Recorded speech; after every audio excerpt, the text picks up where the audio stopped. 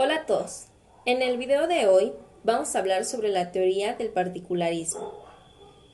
El particularismo histórico surgió a finales del siglo XIX en Norteamérica, como la primera respuesta teórica contundente en contra del evolucionismo. Esta determinada interpretación sobre la cultura imperó en la antropología norteamericana durante toda la primera mitad del siglo XX. De la Cruz y Piqueras recogen de forma resumida los principios fundamentales del particularismo histórico, los cuales serán mencionados a continuación. Número 1. Cada cultura, cada sociedad es un mundo que debe ser estudiado por sí mismo.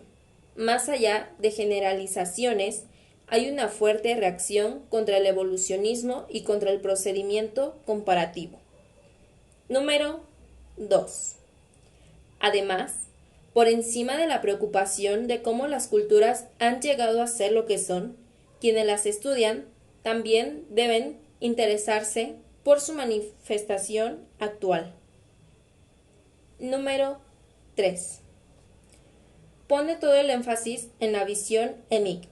Por primera vez, lo verdaderamente importante es el punto de vista de los integrantes de una cultura. El particularismo histórico propone acercarse a las culturas sin ninguna preferencia teórica.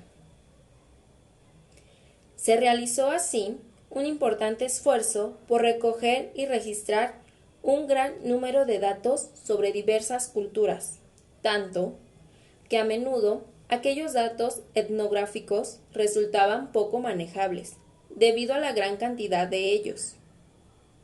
En cualquier caso, las aportaciones realizadas por el particularismo histórico fueron reseñables porque contribuyeron a resaltar el carácter específico y particular de cada cultura, frente a la teoría del evolucionista que tenía carácter universalista. Así surgió en antropología el concepto de relativismo cultural. El antropólogo Franz Boas, en concreto, fue su principal impulsor. Franz Boas nació en el año de 1858 y falleció en el año de 1942. Fue el creador de la teoría del particularismo histórico en Norteamérica a comienzos del siglo XX. Antes de ello, Boas, de origen alemán, había estudiado geografía y psicofísica en Europa. Cuando emigró a Estados Unidos comenzó a realizar importantes y abundantes estudios etnográficos sobre las culturas nativas locales, concluyendo la complejidad de las variaciones culturales. De aquellos primeros trabajos, la idea más reseñable que obtuvo fue que la diversidad cultural prevalecía frente a la universalidad y que lo que realmente tienen en común todas las culturas es la diferencia y no la igualdad como lo proponía el evolucionismo. Algunas de sus obras más reseñables en este sentido fueron Anthropology en 1907 o Instability of Human Types en 1911. Para el estudio de la cultura, o más bien, de las culturas, Boas mantuvo dos criterios fundamentales. En primer lugar, la aplicación del método histórico. En su opinión, para comprender cualquier cultura es necesario tener siempre en cuenta la historia de dicha cultura. En segundo lugar, el precepto de que las culturas están vivas, porque las culturas son siempre el resultado de la suma de múltiples elementos decisivos para la misma, y al mismo tiempo, la influencia de estos múltiples elementos decisivos en cada cultura es única e irrepetible, y de ahí mismo surge precisamente la diversidad. De esta forma, Boas intentó construir la historia de la cultura de la humanidad partiendo del análisis de la raza, la lengua y la cultura fundamentalmente.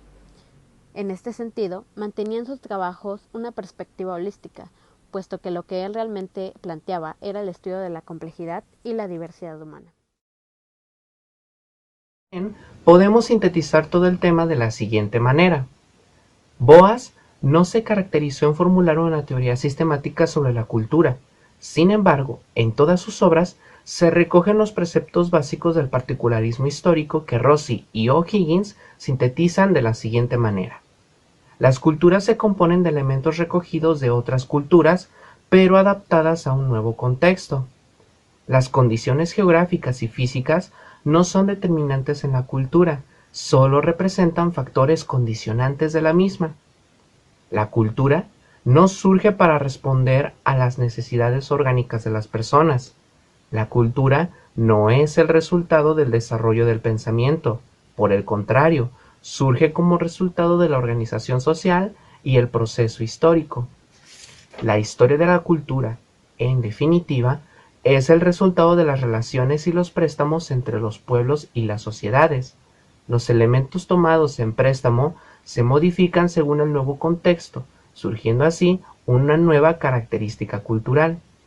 Surge el concepto de relativismo cultural, que consiste en analizar las costumbres y características de los pueblos humanos según la propia cultura de producción.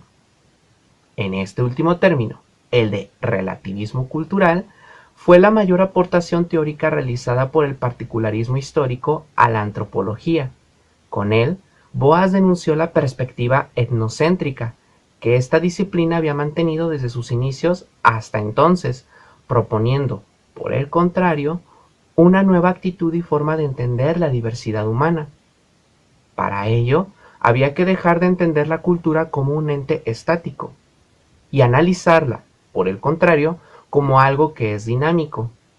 Las culturas cambian a lo largo de la historia, están interconexionadas y de esta forma surgen nuevas características o rasgos culturales. Así se va produciendo la diversidad cultural.